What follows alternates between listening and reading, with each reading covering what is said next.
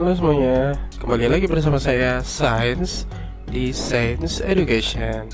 Hari ini kita akan membahas tentang inspeksi saluran pernapasan akut. Di season sebelumnya kita sudah membahas tentang anatomi dan fisiologi tentang saluran pernafasan. Jadi hari ini kita akan membahas tentang penyakitnya ya. Untuk yang pertama ada agendanya dari pengertian, klasifikasi, penyebab, cara penularan, macam-macam ISPA dan pencegahan dan perawatan. Untuk pengertian ISPA adalah infeksi saluran pernapasan akut adalah infeksi akut yang menyerang salah satu bagian atau lebih dari saluran pernapasan, mulai dari hidung sampai alveoli, termasuk adneks sananya. Ini ada infeksi klasifikasinya ada dua. Yang pertama infeksi saluran nafas atas, bukan pneumonia ya. Ini termasuknya adalah rinitis, faringitis, dan laringitis.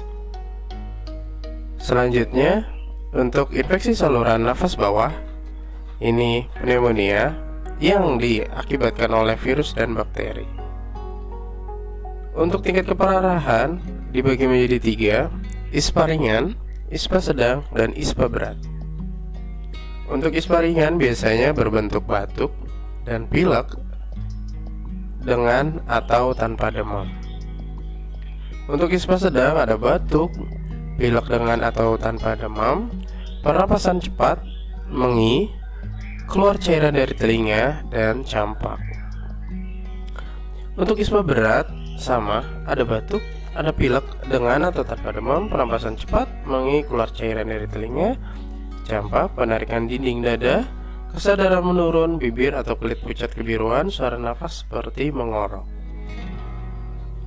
Untuk penyebab ISPA sendiri itu ada tiga. Yang pertama ada bakteri, virus, dan rickettsia. Untuk cara penularannya adalah yang pertama, yang paling besar adalah bakteri virus. Yang pertama air ludah, yang kedua darah, yang ketiga bersin, yang keempat udara dari pernapasan. Untuk pneumonia sendiri penyebabnya ada tiga dibandingkan dengan usia. Untuk di balita sering yang disebabkan oleh virus, itu range-nya antara umur 2 sampai 3 tahun. Untuk dewasa, golongan yang rentan itu adalah peminum alkohol, penderita kencing manis, gagal jantung, penyakit paru obstruktif menahun, dan untuk lansia, proses imunologik atau karena kekurangan kekebalan tubuh yang menurun sehingga virus-virus itu dapat masuk ke dalam tubuh dengan lebih mudah. Untuk agen penyakit bakteri dan virus di udara bebas akan masuk menempel pada saluran pernapasan bagian atas atau tenggorokan dan hidung. Lalu selanjutnya terjadinya peradangan dan disertai demam, pembengkakan pada jaringan tertentu sehingga kewarna-merahan. Selanjutnya terjadinya infeksi dapat menjalar ke paru-paru dan menyebabkan sesak atau pernapasan terhambat. Oksigen yang dihirup berkurang, anak menjadi kejang, bahkan bila tidak segera ditolong dapat menyebabkan kematian.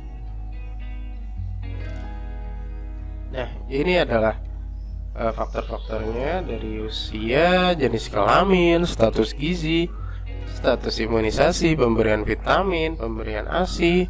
Untuk dari lingkungan bisa dapat dari pencemaran udara, tempat tinggal, geografis, lingkungan iklim, dan kebiasaan merokok.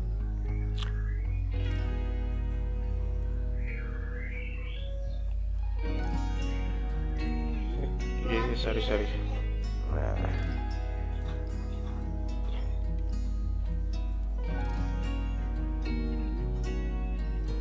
Untuk jenis-jenis penyakitnya, contohnya adalah yang pertama ada faringitis.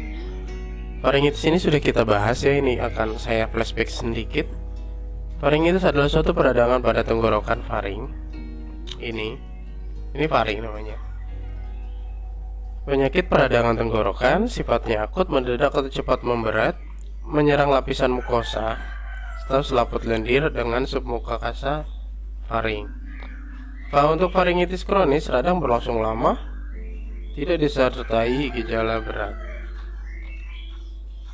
Untuk penyebabnya ada rhinovirus, adenovirus, parainfluenza virus, dan Coxiella virus.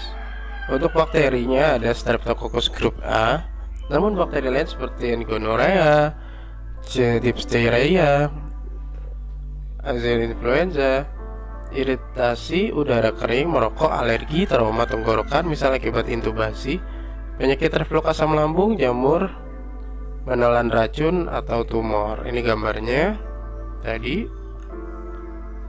Gejala dan tanda-tandanya adalah nyeri tenggorokan, nyeri menelan, tonsil atau amandel membesar, mukosa faring meradang berwarna merah, itu namanya radang, berat atau ringan dan tertutup oleh selaput berwarna keputihan dan mengeluarkan nanah. Demam bisa mencapai 40 derajat Celcius dan pembesaran kelenjar getah bening. Untuk penata laksanaannya, untuk meringankan nyeri, berkumur dengan larutan garam dan dengan air hangat. Aspirin tidak dibolehkan diberikan kepada anak-anak dan remaja yang berusia di bawah 18 tahun karena bisa menyebabkan sindrom Rey. Untuk menghindari iritasi, kurangi makanan yang berminyak dan panas, istirahat sebanyak mungkin agar metabolisme lebih dikhususkan untuk memperbaiki daya tahan tubuh. Jika demam, kompres dan masukkan cairan cukup air putih. Hindari minuman yang terlalu dingin dan bersoda. Hindari asap rokok, debu, dan polutan lainnya. Dan dapat dibantu dengan minum madu, dapat mempercepat penyembuhan. Untuk pencegahannya yang ada 3. Pertama, premier, menjaga kebersihan perorangan dan lingkungan, imunisasi, dan meningkatkan daya tahan tubuh. Untuk sekunder, pemberian obat-obatan dan istirahat. Tersiernya adalah peningkatan kegiatan secara bertahap sesuai tingkat kesembuhan. Ada perawatan di rumahnya, ada mengatasi demam, mengatasi batuk, pemberian makanan, pemberian minuman, dan lain-lain. Terima kasih. Semoga apa yang saya sampaikan di sini dapat membantu. Jika memang suka, jangan lupa di like dan di subscribe. Tetap semangat, tetap sehat. Wassalamualaikum warahmatullahi wabarakatuh.